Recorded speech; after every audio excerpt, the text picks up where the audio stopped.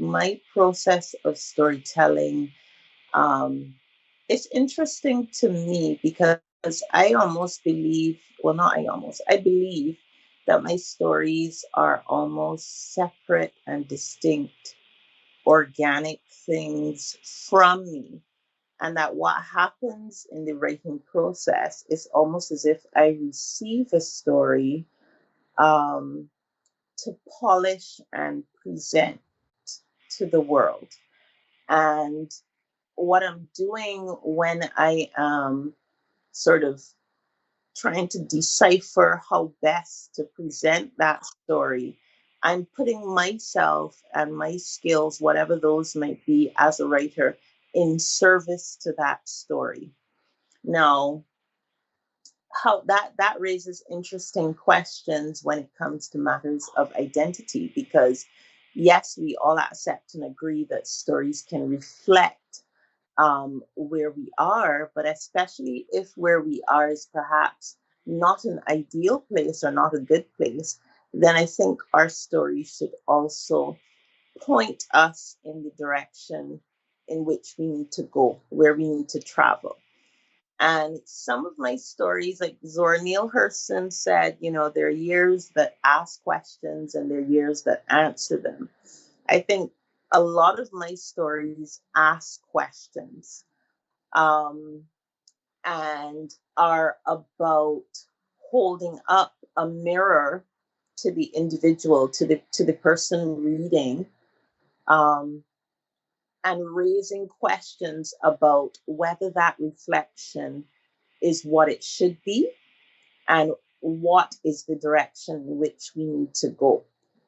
Now, I say all that to say I do not sit down in my writing process and say, I want to write a story about um, how Black women of color from the Caribbean should view themselves. It's not, my process is not like that.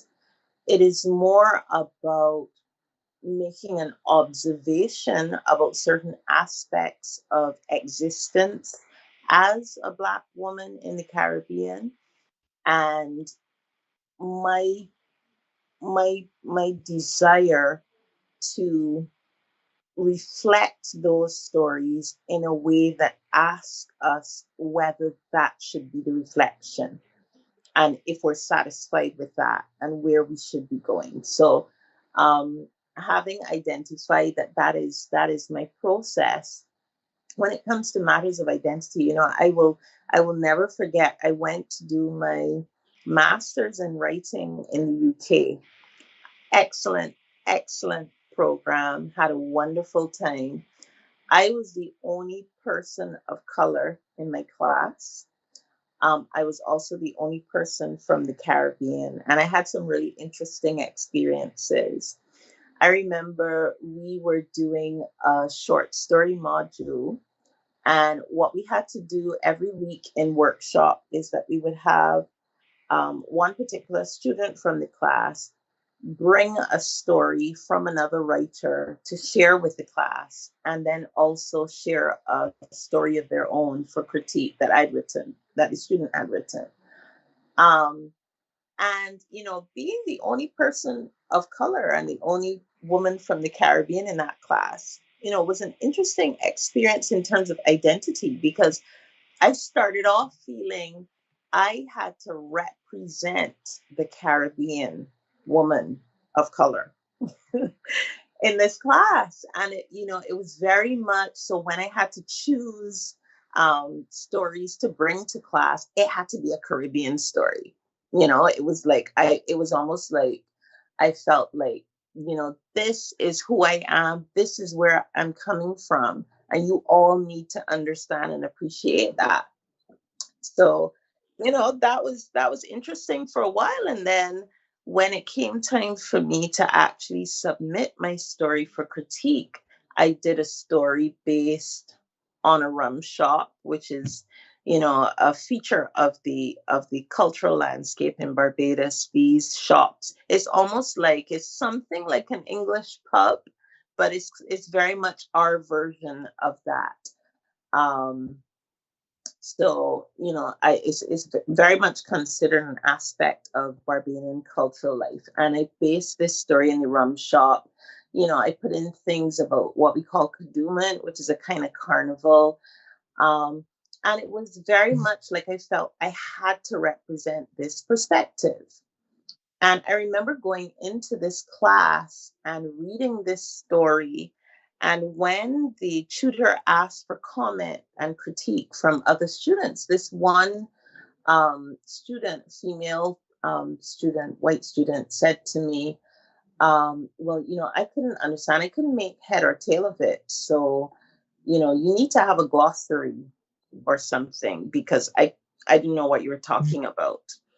Um, and that was a very profound experience for me. And I still consider it a milestone on my writing journey, both in terms of my identity as a writer and also as a woman of color from the Caribbean, just as a person.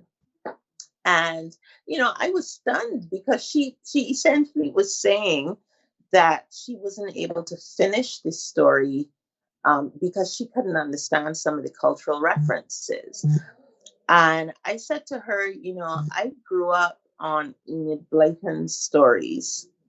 And I will never forget, there was this food in Enid Blyton books. Whenever the Secret Seven, or whichever sort of protagonist in the book, whenever there was a celebration and it involved children, there would be this food called blancmange that the children would enjoy. Now, this was as foreign to me as, I don't know, UFOs from outer space. I'd never tasted it, never seen it. This was before the period of the internet.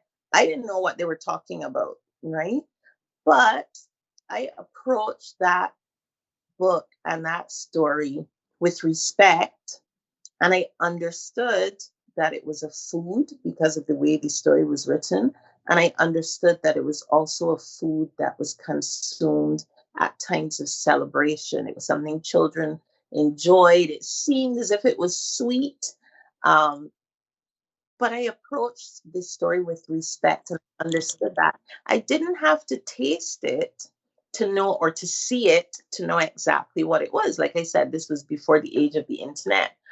Um, and I it sort of cemented in my own mind that it's not, you know, culture and identity is not just a one-way street. It's not that we accept and we understand and we approach the culture and the literature of other um, countries, other parts of the world, and especially what we call first world countries, that we approach their work in a particular way and we don't expect that same level of respect. I think that's when I cemented within myself that I am not writing from the margins where I am.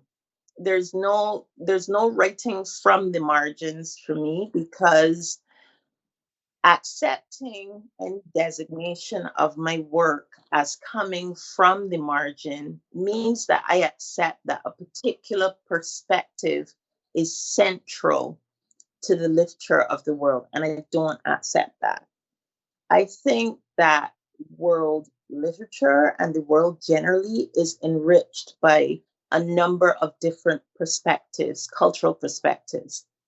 And in the same way that I was reading Enid Blyton as a child and approaching it with that respect and that desire to understand, um, and to see common problems, because I mean, a lot of the issues in my work are not issues that are unique to my part of the world, but I'm viewing them from a particular perspective based on where I'm writing from and what my experience has been to date.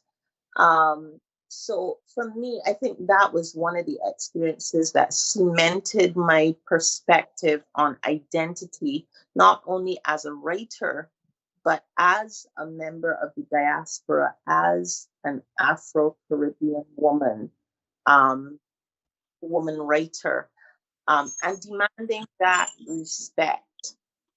in my work. So that's not to say that every story will be replete with cultural references.